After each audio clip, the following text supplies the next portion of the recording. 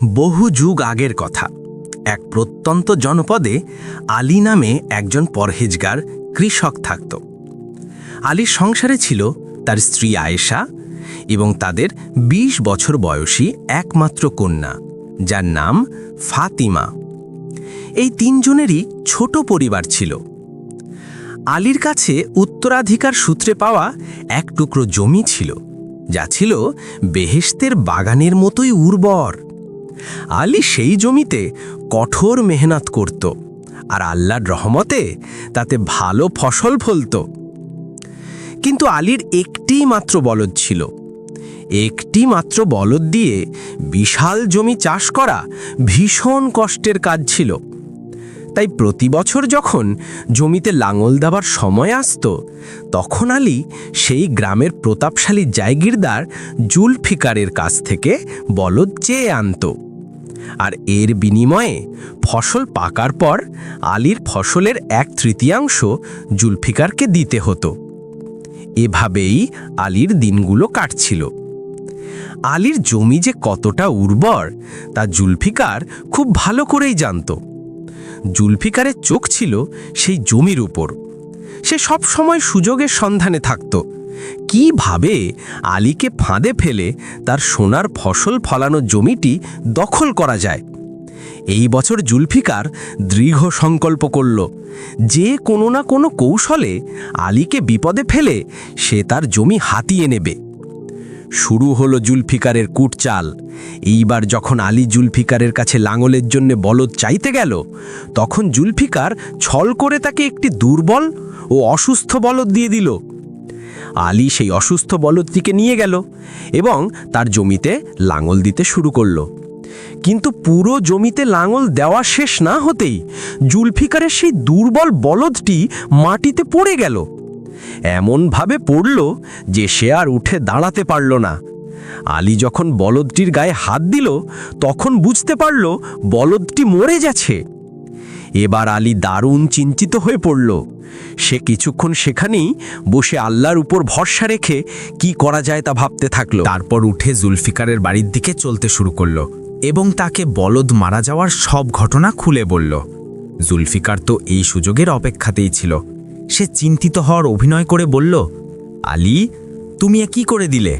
ওটা আমার সবচেয়ে প্রিয় বলদ ছিল, আর তুমি তাকে মেরে ফেললে।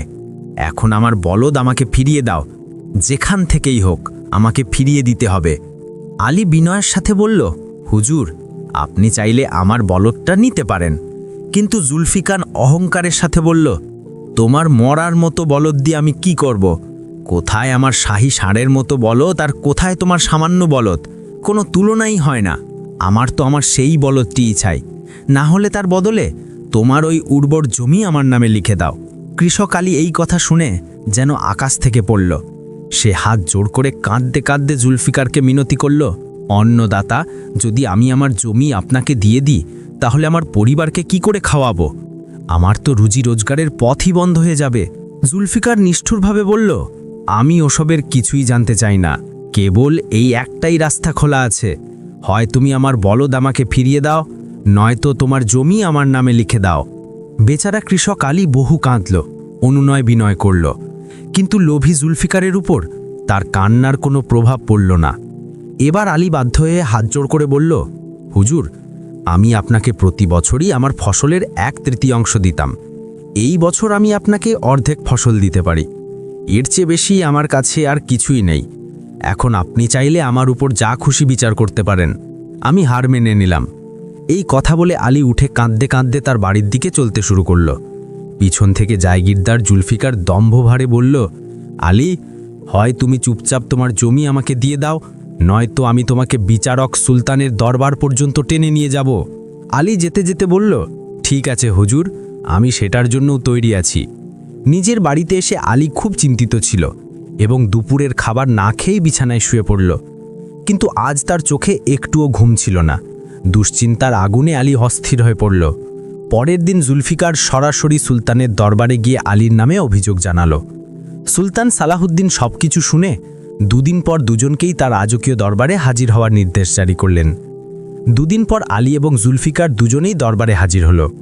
সুলতান সালাহুদ্দিন প্রথমে জুলফিকারের দিকে ফিরে জিজ্ঞেস করলেন, বলো জুলফিকার, তোমার সমস্যাটা কি? তখন জুলফিকার ঘটনা বিস্তারিতভাবে বলল, মহামান্য সুলতান, এই আলী আমার প্রতিবেশী। এর কাছে একটি মাত্র বলদ আছে। এ প্রতি বছর জমি চাষ করার জন্য আমার বলদ চেয়ে নিয়ে যায় এবং আমি দয়া করে তা দিয়েও দিই। কিন্তু সুলতান, এই বছর এ আমার বলদ আমাকে ফিরিয়ে দেয়নি এবং বলে যে আমার বলদ মরে গেছে। এখন আমি এর বদলে এর জমি চাইছি, কিন্তু এ আমাকে সেটাও দিচ্ছে না এবং আমার বলদও দিচ্ছে না। এখন আপনি ইনসাফ করুন সুলতান। এবার সুলতান আলীর দিকে তাকিয়ে জিজ্ঞেস করলেন, আলী, তুমি কি এর বলদ নিয়েছিলে? আর যদি নিয়ে থাকো তবে তা ফেরত দাওনি কেন? আলী মাথা নত করে বলল, মহামান্য সুলতান, আমি প্রতি বছরই তাদের বলদ চাষের জন্য নেই এবং চাষ করার পর আমি তাদের বলদ ফিরিয়েও দেই। কিন্তু এই বছর তাদের বলদ কিভাবে মারা গেল তা আমি জানি না। এখন আমি আমার বলদ এদের দিতে রাজি আছি, অর্ধেক ফসলও দিতে রাজি আছি, কিন্তু এ আমার জমি চাচ্ছে। সুলতান, যদি আমি আমার জমি এদের দিয়ে দেই তাহলে আমার পরিবার না খেয়ে মরে যাবে। আমার উপর রহম করুন সুলতান, এবং কোনো উপযুক্ত ইনসাফ করুন। আপনার সিদ্ধান্তের উপর আমার সম্পূর্ণ বিশ্বাস আছে। সেই রাজ্যের সুলতান সালাহুদ্দিন খুব সম্প্রতি সিংহাসনে বসেছিলেন। তার পিতার ইন্তেকালের পর তার অভিষেক করা হয়েছিল, তাই তার মধ্যে একটি নতুন উদ্দীপনা ছিল। তিনি মনে মনে ভাবলেন যে ইনসাফ অবশ্যই হতে হবে, কারো সাথেই যেন কোনো জুলুম না হয়। তিনি এটা বুঝতে পারছিলেন যে জুলফিকার আলীর জমি দখল করতে চাচ্ছে, কিন্তু বলদটি তো জুলফিকারেরই মরে গেছে, তাই তারও ক্ষতি হয়েছে। আর কৃষক আলী খুব গরিব মানুষ। যদি সে বলদের ক্ষতিপূরণ হিসেবে তার জমি দিয়ে দেয় তাহলে তার পরিবার না খেয়ে মরে যাবে। যদিও জুলফিকারের একটি বলদ মরে যাওয়াতে তেমন কোনো বড় ক্ষতি হবে না, কিন্তু ইনসাফ তো ইনসাফই। তাই সুলতান কিছু ভেবে দুজনকেই বললেন, দেখো, আমি যে সিদ্ধান্তই নেব তাতে একজনের ক্ষতি এবং একজনের ভালো হবে। এখন সেটা যে কেউ হতে পারে। তাই আমি তোমাদের দুজনকে কিছু প্রশ্ন করতে চাই। যে সেই প্রশ্নগুলোর সঠিক জবাব দেবে সিদ্ধান্ত তারই পক্ষে নেওয়া হবে। আলী এবং জুলফিকার দুজনেই এই কথায় নিজেদের সম্মতি দিল। এবার সুলতান বললেন, আমার প্রথম প্রশ্ন হলো, এই দুনিয়াতে সবচেয়ে মিষ্টি জিনিস কি?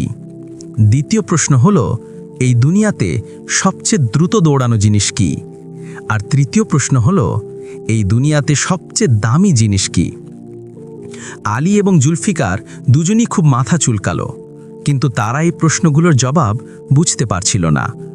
সুলতান তাদের অবাক ও চিন্তিত হতে দেখে বললেন, কোনো তাড়াহুড়ো নেই, আমি তোমাদের 2 দিনের সময় দিচ্ছি।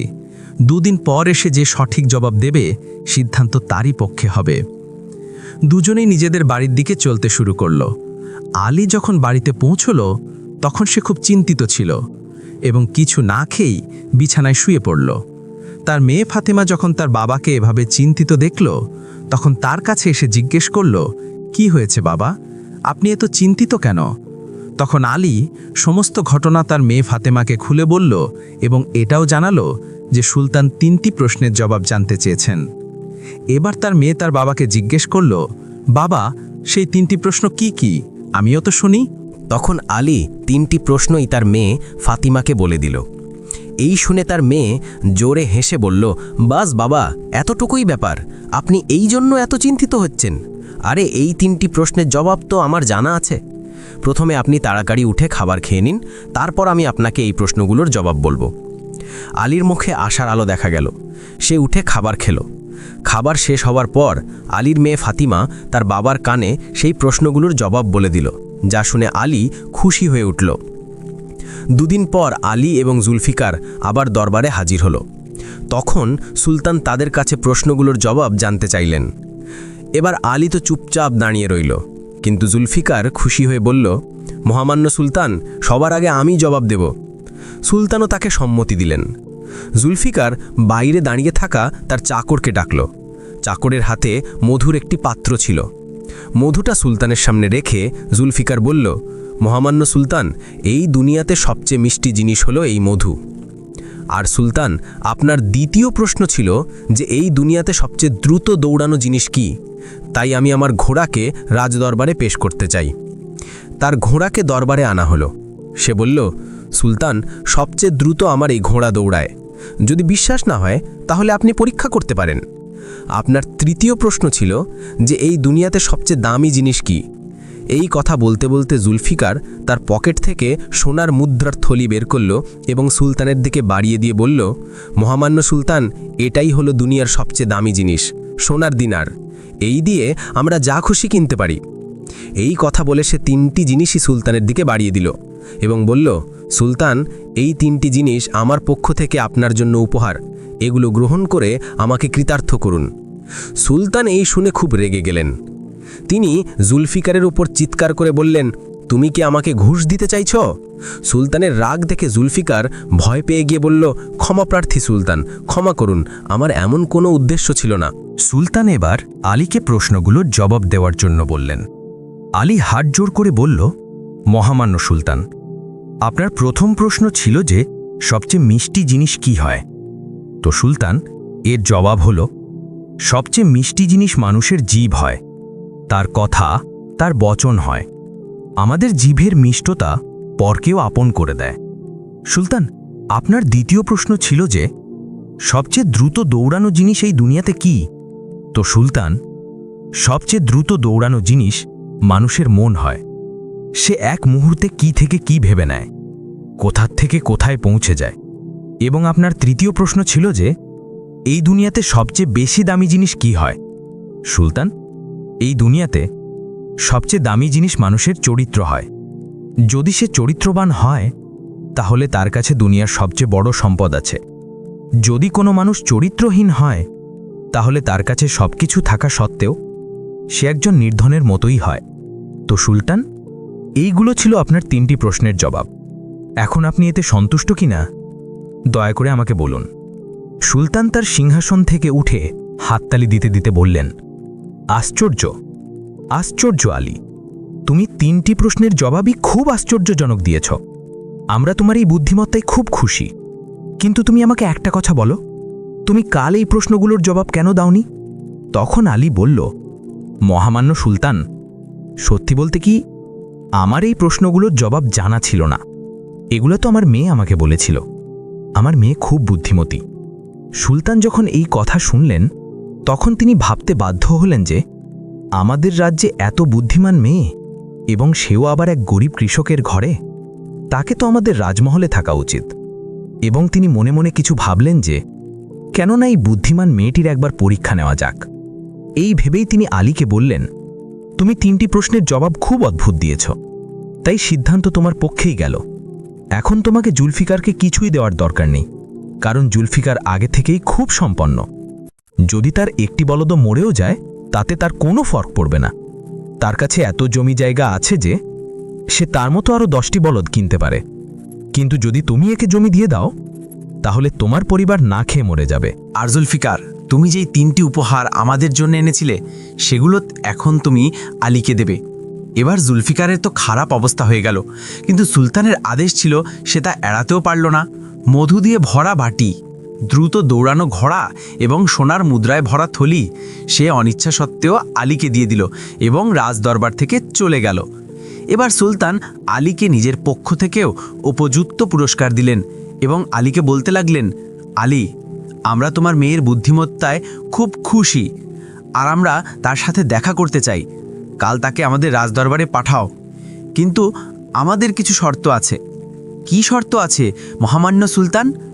আলী কৌতূহল সহকারে জিজ্ঞেস করল। সুলতান বললেন, আমরা চাই যে কাল তোমার মেয়ে যখন আমাদের সাথে দেখা করতে আসবে তখন সে নিরাবরণও আসবে, অর্থাৎ তার পোশাক পরাও থাকবে এবং সে নিরাবরণও থাকবে। সে আমাদের জন্য উপহারও নিয়ে আসবে এবং নাও নিয়ে আসবে। সে আমাদের সাথে দেখা করার জন্য হেঁটেও আসবে এবং সাবারিতে বসেও আসবে। এবার আলী যখন এই কথা শুনল তখন তার কিছুই বোধগম্য হলো না, কিন্তু সে তবুও সম্মতিতে মাথা নেড়ে তার বাড়ির দিকে চলতে শুরু করল। বাড়িতে এসে চিন্তিত হয়ে আবার বসে পড়ল। তার মেয়ে ফাতিমা তাকে জিজ্ঞেস করল, বাবা, কি কথা, আপনি এত চিন্তিত কেন? সুলতান কি আমাদের দেওয়া জবাবগুলো সঠিক মনে করেননি? তখন আলী বলল, না মা, জবাব তো তোমার সঠিক ছিল, কিন্তু এখন আরও একটি নতুন সমস্যা এসে গেছে তোমার জন্য। এই কথা বলে আলী সমস্ত ঘটনা যা রাজদরবারে ঘটেছিল তার মেয়ে ফাতিমাকে বলে দিল। ফাতিমা তার বাবাকে সান্ত্বনা দিল এবং বলল, বাবা, আমি সব সামলে নেব, কেবল আমার কিছু জিনিস চাই, আপনি বাজার থেকে সেগুলো এনে দিন। এরপর ফাতিমা তার বাবাকে বলল, বাবা, আমার একটি মাছ ধরার জাল চাই, আর এমন একটি গাড়ি আপনি আমাকে তৈরি করে দিন যার উপর আমার একটি পা রাখা থাকবে এবং একটি পা আমি মাটিতে রেখে চলব। তৃতীয় কথা, আপনি আমাকে একটি পাখি ধরে এনে দিন। আলী পরের দিন এই 3টি জিনিসই তার মেয়েকে এনে দিল। নির্দিষ্ট দিনে ফাতিমা রাজদরবারে যাবার জন্য তৈরি হয়ে গেল। সে তার শরীরের দরকারি অংশগুলিতে কাপড় জড়িয়ে নিল এবং বাকি শরীরে মাছ ধরার জাল জড়িয়ে নিল। এবার সে পাখিটিকে একটি খাঁচায় বন্ধ করে কাঁধে ঝুলিয়ে নিল। এক পা দিয়ে গাড়ির উপর ভর দিয়ে এবং অন্য পা মাটিতে রেখে হাত দিয়ে সেটাকে ঠেলতে ঠেলতে রাজদরবারের দিকে চলতে শুরু করলো। রাস্তায় লোকেরা তাকে দেখছিল এবং খুব অবাক হয়ে দেখেই যাচ্ছিল, কিন্তু তার কোনো কিছুতেই যায় আসছিল না। সে সোজা রাজদরবারে পৌঁছালো। সুলতান তাকে দেখেই বিস্মিত হয়ে গেলেন। এত রূপবতী, এত সুন্দরী মেয়ে তিনি আজ পর্যন্ত দেখেননি। যদিও তার রাজদরবারে একের পর এক সুন্দরী দাসী ছিল, একের পর এক সুন্দরী নারী ছিল, কিন্তু এমন রূপবতী ছিল না। সুলতান তাকে দেখেই রইলেন। ফাতিমা যখন সুলতানকে প্রণাম করল তখন তার ঘোর ভাঙল। ফাতিমা সুলতানকে বলল, মহামান্য সুলতান, যেমন আপনি বলেছিলেন যে আমি বস্ত্র পরিধান করেও আসব এবং নিরাবরণও, তো আমি সেইভাবেই আপনার সামনে হাজির। আর আপনি বলেছিলেন যে আমি সাওয়ারিতে আসিব এবং হেঁটেও, তো আমি এক পাওয়ালা গাড়ি দিয়ে এসেছি। আমার একটি পা মাটিতেই রাখা ছিল। আপনি উপহারের কথা বলেছিলেন, তো নিন সুলতান, এই পাখিটি আমার পক্ষ থেকে আপনার জন্য উপহার। এই কথা বলে ফাতিমা খাঁচা থেকে পাখিটি বের করে সুলতানের দিকে বাড়ালো। সুলতান যেই পাখিটিকে ধরার জন্য হাত বাড়ালেন, ফাতিমা সেটাকে ছেড়ে দিল। পাখিটি উড়ে জানালা দিয়ে বেরিয়ে আকাশে উড়ে গেল। ফাতিমা বলল, তো সুলতান, আমি আপনাকে উপহার দিয়েও দিলাম এবং নাও দিলাম। এই শুনে সুলতান জোরে হাসতে শুরু করলেন। তিনি ফাতিমাকে বললেন, ফাতেমা, তোমার জায়গা ওই গরিবের কুটিরে নয়, এই রাজমহলে। আমি তোমাকে বিয়ে করতে চাই। আমি তোমার চতুরতা এবং তোমার সৌন্দর্যে মুগ্ধ হয়ে গেছি। তুমি কি বলো? ফাতিমা বলল, মহামান্য সুলতান, আমার মতো গরিব মেয়ে আপনার রানী হবে, এর চেয়ে বেশি খুশির কথা আমার জন্য আর কি হতে পারে। তবে আমি চাই আপনি আমার বাবার কাছে আমার হাত চান। সুলতান বললেন, ঠিক আছে। তিনি আলীকে রাজদরবারে ডাকলেন এবং তার মেয়ে ফাতিমার হাত চাইলেন। আলী তো খুশিতে আত্মহারা হয়ে গেল এবং সে হাসি মুখে অনুমতি দিয়ে দিল। দুজনের শুভ বিবাহ সম্পন্ন হল। ফাতিমা এবং সুলতান সালাহুদ্দিন সুখে শান্তিতে বসবাস করতে লাগল।